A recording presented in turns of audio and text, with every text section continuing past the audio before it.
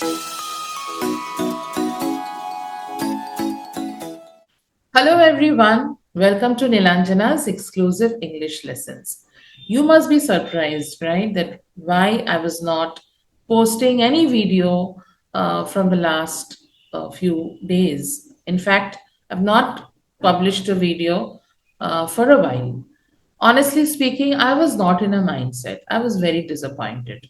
And just like several other citizens of the country, how they have been going through this rough patch from the last few months, 1 or 2 months, because we are all awaiting for the justice for Tilottama, Abhaya. We all want that she gets justice, and the incident that Kolkata has witnessed, it has shook up the entire world. Everyone, nationally, internationally, everybody is hoping that she gets justice. Her parents, the kind of trauma that they have been going through, we all hope that whatever they have wished for, they get it. And that is the reason I was also quite affected with the incident, which probably explains my long absence. Today's video is basically for everyone, especially children, growing children, because it is a reminder that sometimes we parents also go wrong. And where do we go wrong? And if probably we can correct the situation early by fostering positive attitude in our children, maybe we can create a more safe and secure environment where they learn how to behave correctly towards women. And we can start really early for that. Because there are small, small things in childhood that a child often does, but it is overlooked. Considered, and it is considered that, oh, it's quite childish. He's a child. Leave it, ignore it. Maybe, when he grows up, he will understand. But honestly speaking, it doesn't happen because the roots are instilled from a very young age, and that is where we need to correct ourselves. Here are certain things that we can do. And the first thing is we need to understand, or rather, make them understand what is gender equality and have mutual respect for each other. Explain to your child that everyone deserves to be treated with respect regardless of their gender. Also, at the same time, emphasize that girls and boys, they have equal rights and they have equal opportunities. So each of them, irrespective of their gender, can pursue their dreams and ambitions. Help children understand that gender stereotypes can limit both girls and boys. We all are quite burdened with gender stereotypes because we understand that if she is a girl, she needs to perform certain tasks. If he is a boy, he needs to perform certain roles. So, this gender stereotype is definitely not good for the overall society because that actually gives a very narrow minded approach. And if we can do away with this gender stereotypes, I think we can create a more balanced approach while we understand individuals. Also, encourage children to express their thoughts and feelings about gender and respect because the change has to be inspired in the mindset. Stop being shy about discussing necessary things in front of your child. As a parent, if you think that there are certain things you need to discuss in front of your child, please go ahead and do it. Just because there is something which is not, you think that which is not good for your child, because it has a little bit of adult content, but if that adult content is there to educate your child about certain things, clearing misconceptions, then don't feel shy to discuss certain things. Rather, if you can explain the thing at the correct situation at the correct time, it will really help us help our children to grow in a more matured manner. And there is nothing called male chauvinism, and let's do away with it. Rather, emphasize on equality, as I've already said. So, if you see your child, especially a male child, a boy child, doing horrible things, especially at a young age, stop saying things like बच्चा है चल जाएगा ठीक है बड़ा होगा तो समझ जाएगा. These are very typical things that mothers often say while raising a boy child. And they usually stem from societal influences, traditional gender roles. But at the same time, if you feel that you need to stop it at a young age, please do so. Observe for behaviors. If you see a child putting down girls, making sexist remarks, or acting superior to girls, it's a complete no, and try to stop it at that stage itself, because later on the problem will magnify. It's essential to address male chauvinism, and it's essential to address it early so that we can prevent the harmful attitudes and from becoming ingrained in the minds of children. Addressing and correcting disrespectful language or action is also very important. Who is the victim? Sometimes the girl is the victim, often the boy is also the victim. So it's very essential to listen and validate.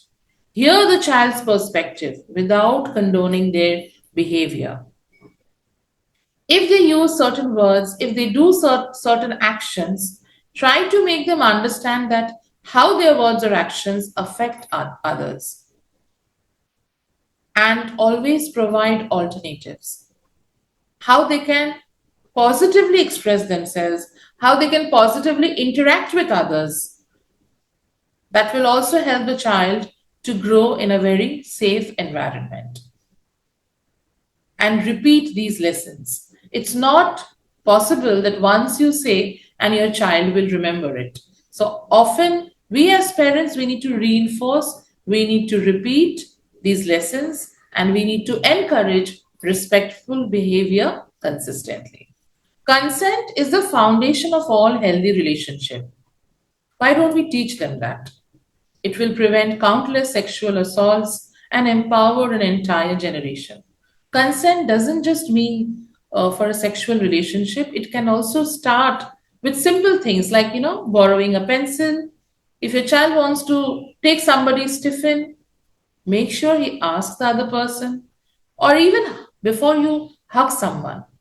Physical fondness or physical affection is also often not liked by others. So, if you really want to hug someone, I would suggest that yes, please take the consent of the person.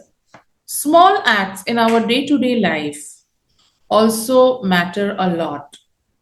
Adolescents, especially young boys, they stare at girls at this age. Why? Because, of course, a girl may look pretty or she may look beautiful, but then passing comments, staring at them, that's not accepted. If you really feel that she's looking good, why don't you compliment? Start complimenting her, even she will feel good. If you see a girl in your class who's really doing better than you, accept it. As I already said, that girls and boys, they have equal rights, they have equal opportunities to pursue their dreams. So if a girl does better than you, there's nothing to feel bad. Let's stop thinking bad about others. Rather, we can think about ourselves at how we can do better with every passing day. Encourage boys to view relationships as partnerships and not power dynamics. Who is more powerful? Be it as a sibling, be it as husband and wife, be it as colleagues. If you support and if you encourage your partner, that will really go a long way. Stand up for wrong, because children learn by example. If you can set a positive example by standing up for what's right, your child will model your behavior.